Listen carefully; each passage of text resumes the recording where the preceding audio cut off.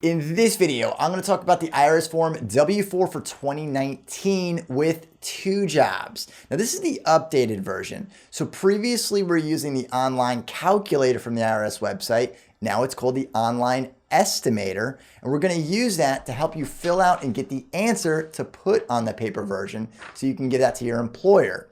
And as a bonus at the very end, I'm going to show you how you can save for retirement and reduce your taxes. But before we do, if this is your first time at our channel or you haven't subscribed, click on the subscribe button at the bottom. My name is Travis Sickle, certified financial planner, helping you reach your financial goals.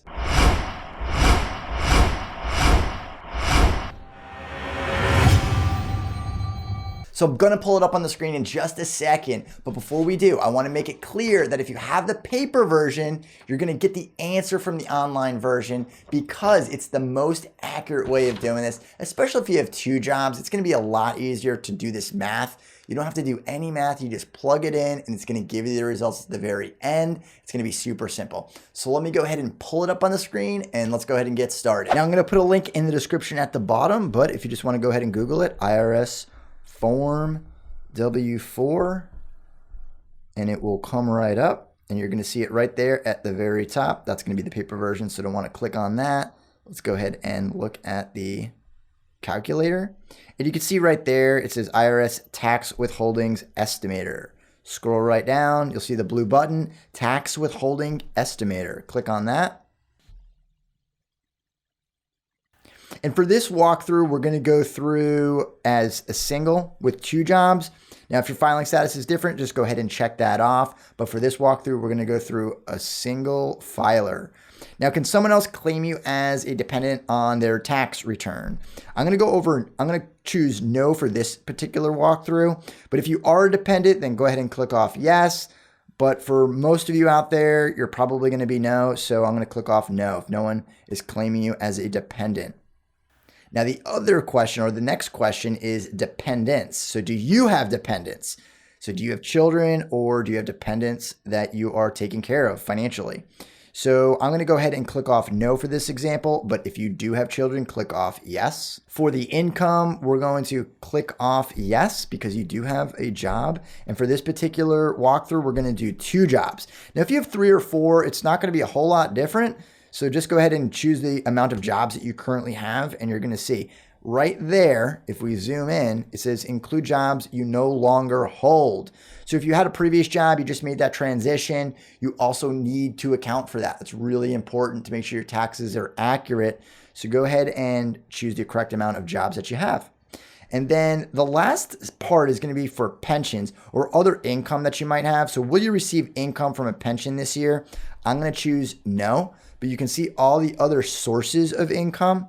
Now, the one I'll point out is receiving money from a 401k. You can see it right there. Now, if that's the case, if you have money or a distribution from a 401k, then that is going to be a taxable event, but that is not saving into the 401k. Just don't get confused with the two. This is only money coming to you. And we'll see it in a little bit, but you can also see there's alimony is a common one that you'll see. And if you are getting any of these income sources, just go ahead and check off those boxes, and then we can go ahead and enter in those amounts on the next screens. And then the last section is the demographics. Are you blind or will you be over 65? Go ahead and check it off because there's some credits involved, and then click next. Obviously only check it off if you are over 65 or if you're blind, legally blind. Now, it doesn't matter which job you put in first. If you put in the job that you have right now and then do the one that you previously held or vice versa, it doesn't matter on this math. So your first job, because it's going to know it by the dates that you're putting in here. If you have 2 jobs at the same time, it's exactly the same. Just go ahead and put in the dates that you're going to hold this job. So if you've held this job or 2 jobs for the entire year, then you can just go ahead and check off yes. And then it's going to go over to how frequently are you paid. But if you only held this job for, say, like a couple of months or a part of the year, then you want to put those dates in there. So then it'll adjust to what those withholdings should be. So let's just say that we put in our first job is January 1st. And let's say that we only worked there for a few months. So we'll go ahead and zoom backwards here. Let's just say March 1st. And then we need to enter in the total wages that we earned for this job for this particular year from these dates, from January 1st to March 1st of 2019, and go ahead and enter that in there. You're going to see this on your last pay stub if you no longer work there. And even if you do currently work there, just look at your last pay stub. That's where you want to get the information from. So let's say that we earned $20,000 at this job and we didn't get any bonuses. And let's say that we just withheld $1,000. Of course, whatever the number that you have on your last pay stub, go ahead and put that in there. If it's a lot higher or a lot lower, then it doesn't matter. Just put whatever it says that's already withheld. Now for right now, for the 401ks right here, if you have any retirement plans, we need to account for that because those are going in, most of them are going in pre-tax, ultimately reducing your total tax liability. Now, if you do have a Roth 401k, this is not a part of that. This is not where you want to enter that in because that's taxable. Go ahead and check on, or if you go ahead and check off that little question mark, you can see it, the drop down screen. And it even points out the Roth, I think on that second line, it says, but not Roth plans. Why? Because those are after tax plans and they're taxable. This is trying to figure out if it's reducing your total tax liability. I'm going to go through an example to show you what that looks like in a few minutes, but we're going to check off no for right now. And on that second part, it's the exact same thing. It's just differentiating between retirement plans and essentially your HSA, FSA, which are both healthcare savings plans. Those are both pre-tax plans. And then you have pre-tax childcare credit amounts or other cafeteria plans. If you have any of these pre-tax dollars coming out, you're going to have to account for those. Again, you can hit that question mark and go through all the different areas that might be applicable to you. Otherwise, check off no. Check off no. Second job, do you expect to hold this all year? So let's say that we picked this job up since we started working or we finished that first job March 1st. Let's start that job on March 1st. So we'll say no, and then we'll just say, this is always a little tricky when you're putting this in here. If you're typing it in, you have to put the slashes or it just doesn't recognize it. So let's say that we put in that 3-1 right there for 2019. And then let's say that we're going to work here until 12/31. Now, the reason that you can't just check off yes, if you're saying, well, I'm going to continuously work there through the year, but you didn't start there on January 1st, you still have to choose the actual dates. So as you can see here, we're not at 12/31 at the recording of this video. We're not at 12/31, but we expect to continue this job moving forward. I'm still going to put 12/31 there because we're going to hold it for the rest of the year.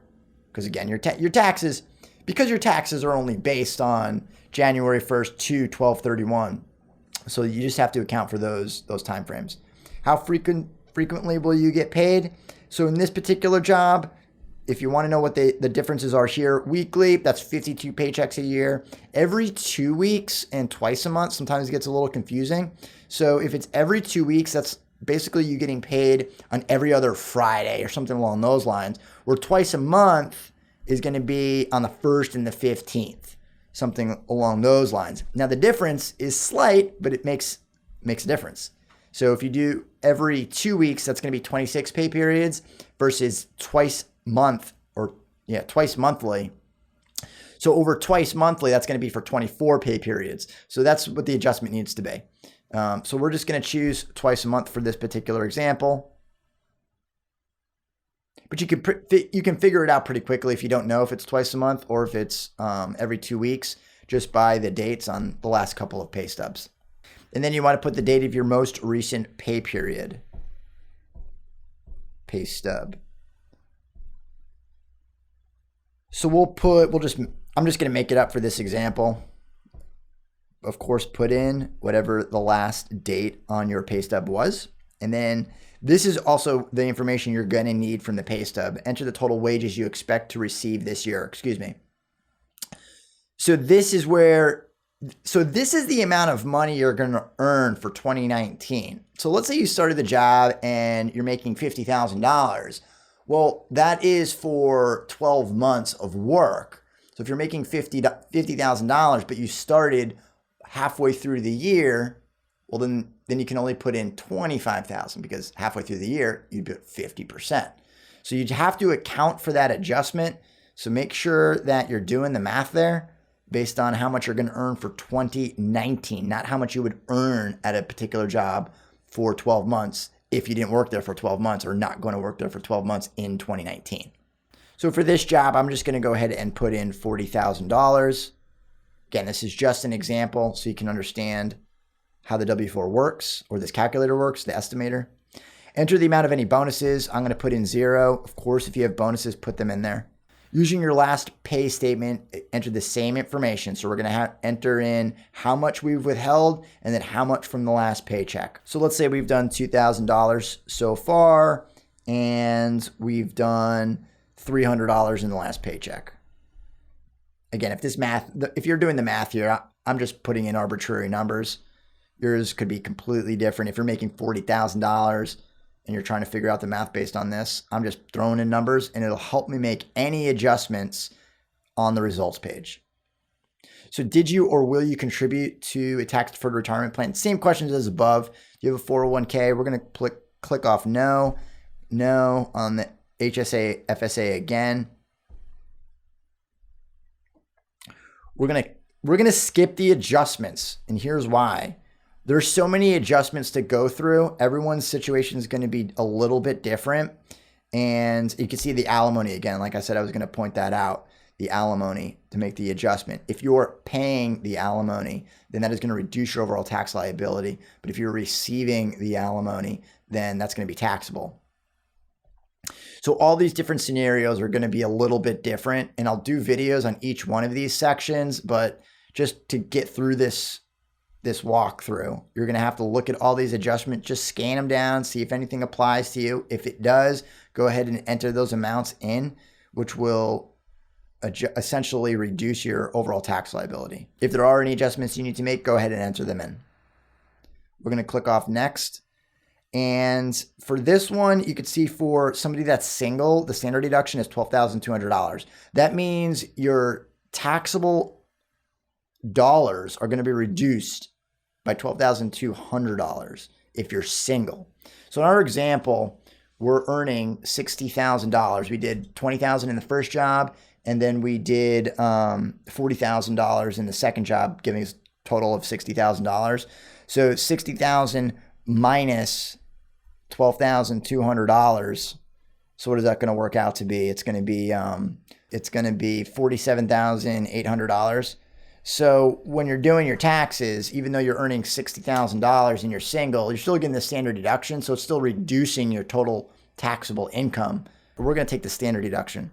Now, if you have itemized deductions that are greater than $12,200, then you'd use your itemize.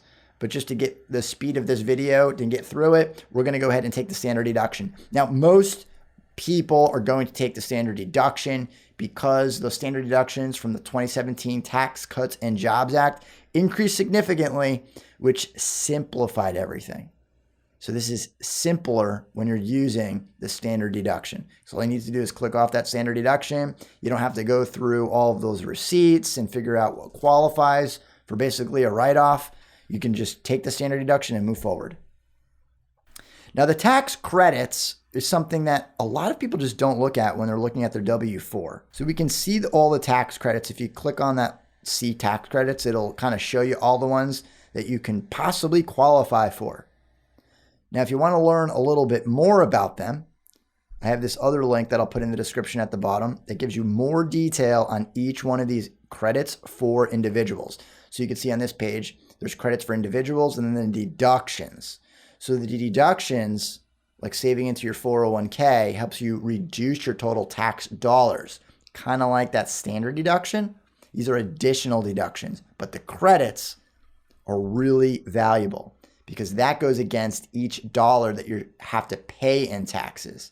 So they're way more valuable. The credits go against how much you have to pay in taxes. So for example, if you owe $3,000 to the IRS, but you have a credit for $2,000 from, let's say, the child tax credit, Well, that means you'd only owe the IRS then $1,000. So that's a huge benefit by having these credits. So go through them and see if you qualify for any of them. And that is when you can come back to this calculator and enter it in. And we can quickly come back to this in just a second, but I want to show you what the results look like. So we're going to flip through it, and then you can see the results page. Now, you can see right there, it says your expected tax withholdings is only $3,600, or this example, but our total tax obligations are $6,380. That means we need to make an adjustment. Now, if we scroll down, now there's not going to be much of an adjustment that we can make. You're not going to see much of a variation because we are in November at the time of this recording. But if we did it at a different part of the year, it would be vastly different. So it's really important that if something changes in your life to kind of come back to this and get it as accurate as possible. So some of these numbers might kind of freak you out when you're looking at, I can choose between, let me put those back up. So you can choose between get my balance close to zero or I'd like a refund. If we click on I'd like a refund, well, you can see here that on line 5, and this is where you're going to take the paper version. On line 5, we can enter 0. So numbers can't go below 0 for the allowances, so you'd enter 0. But then on line 6, right below line 5, on the paper version, we're going to have to enter in $3,304. Now, that might seem like a crazy amount if you're looking at this and say, oh my goodness, I don't want to go through this because I'm going to have to put 0 and then I'm going to have to withhold all of this money. Well, the reason that is because in our example, we were really off and we're towards the end of the year. If you're doing this another part of the year or you've been paying in the correct amount in taxes, you're not going to have a huge tax liability. But let's say that we didn't change anything. Well, then when you go ahead and file your taxes or do your taxes, that number is still going to come up. This is just an estimate of how much tax liability that you're actually going to have to pay at the end of the year. Now, if we go back to the income section and look at these withholdings, let's say for that first job, instead of $1,000, we'd withheld $4,000. Then we can go back to that results page. And then you can see that on line 5, we're going to enter 0. And on line 6, it's going to fall all the way down to $350 in additional withholdings. So that's above and beyond the current withholdings. So now let's say that we go to these jobs and say we held them both all year long. Because I want to show you how it breaks it down if you're running both of these jobs at the same time or working at both of these jobs at the same time. So let's say that our last pay stub was $11.20, just like we did with the other job. And we'll still say $20,000 for the year for our second job, no bonuses. So both of these jobs are held all year long. So if we go to the results page and I'd like to get a refund, you can see right there that it breaks it up for you on your first and your second job. So you can see in that first job, we'll zoom in. On line 5, enter 0, and then on line 6, enter $39. But if you scroll down, you can see the second job, go to the second W-4, and on line 5, enter 0, and on line 6, enter $101.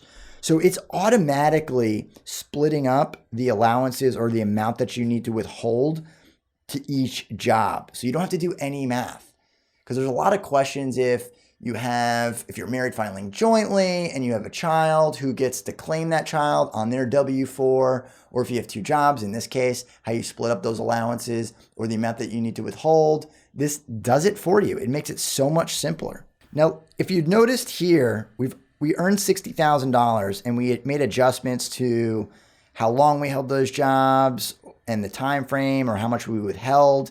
And you can see the expected tax withholding. So every adjustment that you make is going to affect the expected tax withholdings, but not the anticipated, because the anticipated is just based on how much you've earned in the credits and deductions.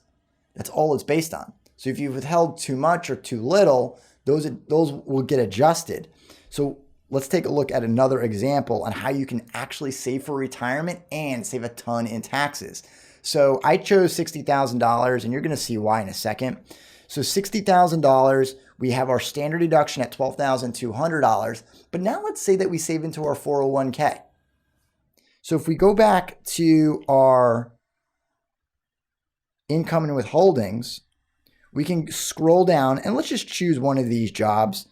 And let's say that we did save into the 401k and it was $10,000. Let me scroll back up there, get another 0. So we had $10,000. That means our total taxable income is going to be reduced by $10,000. Now, if we go back to the results page, look at that. Our total tax or total anticipated tax obligation dropped to $4,345. And if you remember previously, it was $6,380. That's $2,035 less in taxes. And if you're doing the math, that's over 30% less in taxes by saving 18%. Yeah, it might be a lot to save as a percentage of your total income, but look at the amount that you reduced it in taxes. Now, the reason that is for a single filer, this filer was in the 22% tax bracket, but now we dropped down to the 12% tax bracket. So every dollar that we put in, we were able to save 22 cents on the dollar in taxes because we were in that 22% tax bracket. So as I mentioned before, we'd put it on the W-4, the paper version. So all you need to do is fill out your basic information. This is the only page you need, by the way. All those other pages that are attached to it, you don't have to even print those out. Because those are worksheets that you don't hand to anybody. Your employer is just going to give them back to you. They're not filed at all. They're just the calculator. So this estimator takes the place of all those other worksheets. So it's really, really easy. So just put in your basic information at the top. And then on lines 5, which is right here, lines 5 and line 6, that's where you're going to enter in the amount of allowances or the additional withholdings. That's line 6. Now line 7 is for exempt. And it will tell you on the estimator if you're exempt for taxes, meaning your taxes are so low, you don't have a tax liability, then you just put exempt in there. And it will tell you on the estimator. So otherwise, just leave it blank. And the last questions on 8, 9, and 10, those are for your employer. So if you don't know that information, just ask them and they're going to give it to you. And that's it. This is all that you need. This is the only thing that you need to give to them. So using the online estimator for your retirement savings will help you reduce your taxes and give you a great idea on what your overall financial situation looks like. Now, don't go by somebody else's W-4 if they're single, earning even the same amount as you, because you don't know how much they're saving to their retirement plan. You don't know their particular situation. So you want to go through it to get the most accurate answer as possible, which means you're paying the right amount in taxes throughout the course of the year. And if you don't, you might get a huge refund where you could have got it back earlier in the year, or the dreaded having to pay at the end of the year when you file your taxes. So make sure you're going through the estimator. And if anything changes in your financial situation, in your life, then go ahead and go through the W-4 estimator again and go ahead and update it. So to make sure that you're as accurate as possible. If you've enjoyed this video, be sure to subscribe and leave your comments down at the bottom.